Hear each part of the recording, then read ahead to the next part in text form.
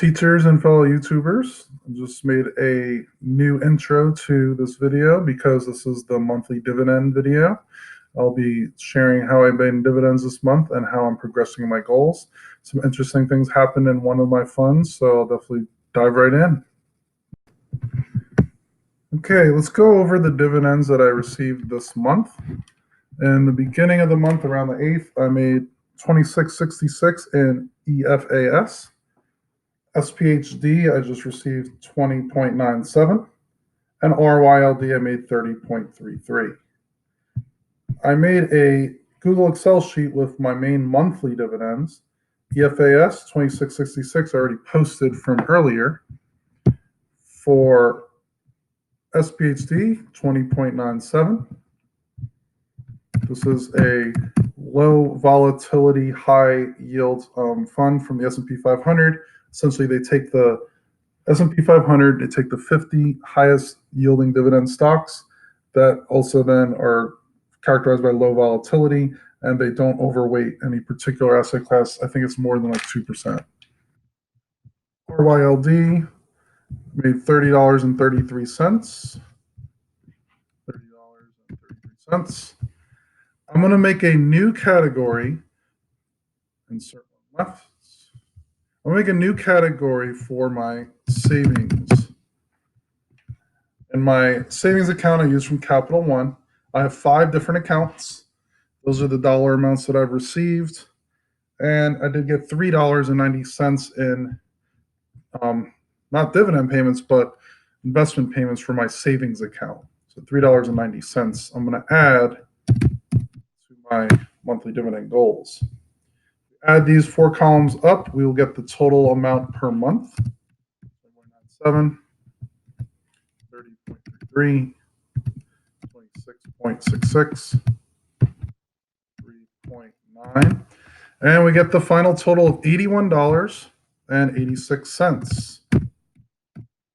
My main goal is by the end of the year to have this number at $100 or more. So got a little bit of ways to go there, about $19 left. So I'm going to have to aggressively invest in order to get to that amount. Now, an interesting thing that I noticed, look at RYLD at $30.33. These were my dividends from last month. VNQs quarterly. EFAS, that was this month. RYLD from last month, this was posted in the 5th of July. I made $40.19 in dividends. This month I received $30.33. That was a pretty big decrease in my dividend payment.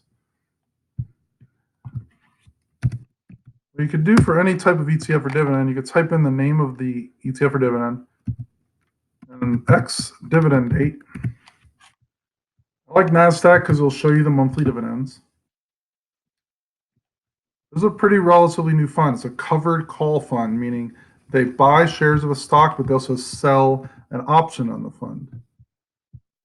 I bought it when it was first opened in May, 0.2345. That's how much I got per share. The month after, 0.2226. Not a big drop, but this month was a big drop in 0.1366. That was almost a 40% drop in my dividend. So that's pretty dramatic if I want to gain a lot of money in dividends. If I had more and I got the 0.22, suddenly this number, if it was $10 more, I'm really close to my $100 a month goal. So I definitely need to look more into that and why it happened. RYLD, this is from Seeking Alpha. This shows the day-to-day stock price from beginning of July all the way to the end of July. Notice that the stock price started 25.61 a share for ETF. It ended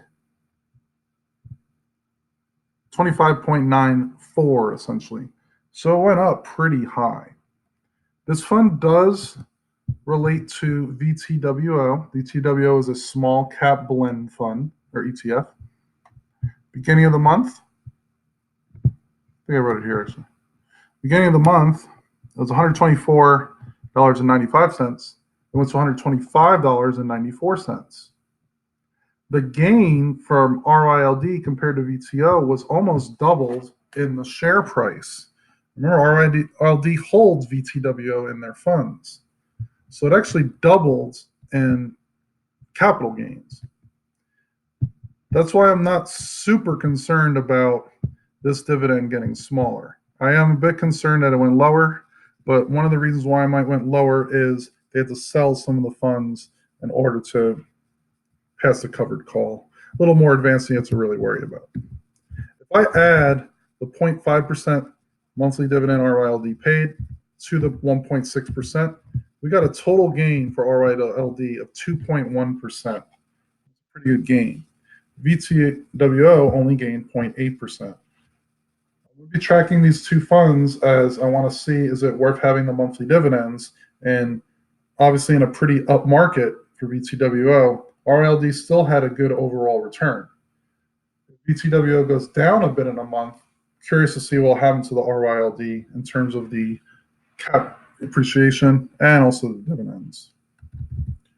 In up months, that's under 1% because they typically sell a covered call around 1%. RYLD should be better due to the dividend. In a down market, it also should be better than the VTWO. However, in a very dramatically up market, RYLD probably will lag because they have to sell the covered call. RYLD at a 2.1% monthly return might be near the peak that we're going to receive for that fund. I'll definitely take 2.1% a month, though. That's 24% annual gain. However, something I'm going to definitely be considering when I'm investing in my $100 a month strategy. So here, I put my dollar amount. This is all the dividends I received for the year. And then I actually made an Excel sheet that will show my dividends per month. It does look like a huge drop in dividends, but remember, this is a quarterly dividend. That's where a large majority of my funds are located. So I'm not minding that big drop. It's going to spike up again in September and December. Looking at the dividends of the other funds, though, in June, it typically does pay the most. For some reason, that quarter, a few of the funds like DLS, the dividend fund from international funds, typically has a higher payment. So maybe international, there's something going on with the monetary currency or something. But 81.86, not super upset about. The market right now, and I'm filming this on August the 1st at 2 o'clock, I just noticed in the last hour, it dramatically decreased, literally in the last about hour or two, total funds.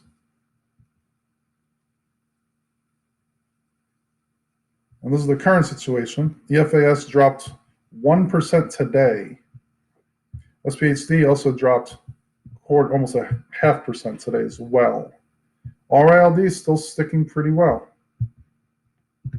VTWO, remember VTWO and RILD work well together. VTWO had a pretty big drop in the last hour or so. It went from 127 to 124. That's a big drop. RYLD does not trade as much.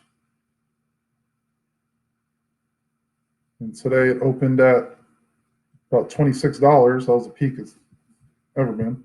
25.77. Still went down a bit, but not as big of a drop as the VTWO.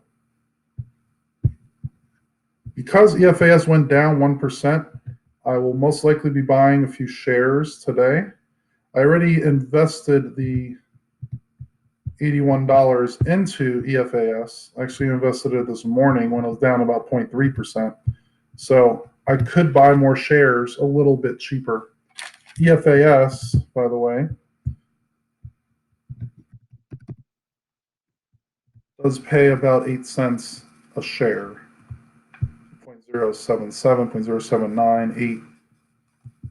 So if I invest in it right now, it's down 16 cents. In a way, it's like I'm saving 2 months of dividend payments in terms of just that and not worrying about the share price. One of the interesting things and one of the reasons why I want to get $100 in my monthly dividends is, one, it's a nice round number.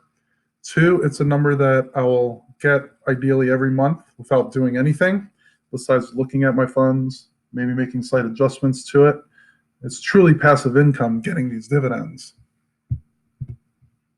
My wife she already applied. We're just waiting to hear if she gets accepted to a nursing program at the community college, San Antonio. You'll notice that the tuition per semester is $1,200. So again, each semester is $1,200. For a whole year, it'd be $2,400. If I could get my monthly dividends to $100 a month, just in the monthly dividends, we're already paying for half of her tuition. The other half will come from, ideally, these bigger quarterly dividends. So it'd be nice to feel if I could, or we could afford paying for her whole tuition on just dividends. And then ideally, she could get her RN without being into any debt. So that's really it for this month. For the next month, I'm not going to be necessarily investing a whole lot because school is starting. I'm going to focus on my kiddos. We will probably invest a few $100s in the middle of the month. I did want to show what I did invest last month as well. So if I go to history, transaction history, what I've been doing recently is trying to buy on down market. And if there's a big down day, I'll typically try to buy more shares of these monthly dividends. So from the beginning of July, these are these dividends. I bought on the beginning of the month $140, and I bought more shares of those monthly dividend companies. On the beginning of the month, that's when I moved my money from DLS, that's a quarterly dividend payer, to EFAS, which is a monthly dividend payer. That's my only monthly dividend for international funds. I did that the day before EFAS was going to pay their dividends. Later in the month, received my RYLD dividends, contributed 100 here, bought another 100, another 47, 30, 60, 63. I received my EFAS dividend in the middle of the month, so EFAS will pay mid-month, so I actually do get paid almost every 2 weeks. It's not huge amounts yet.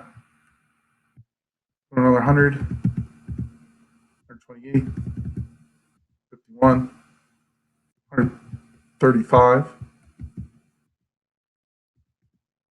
113, 210, 20, and that was for the dividends.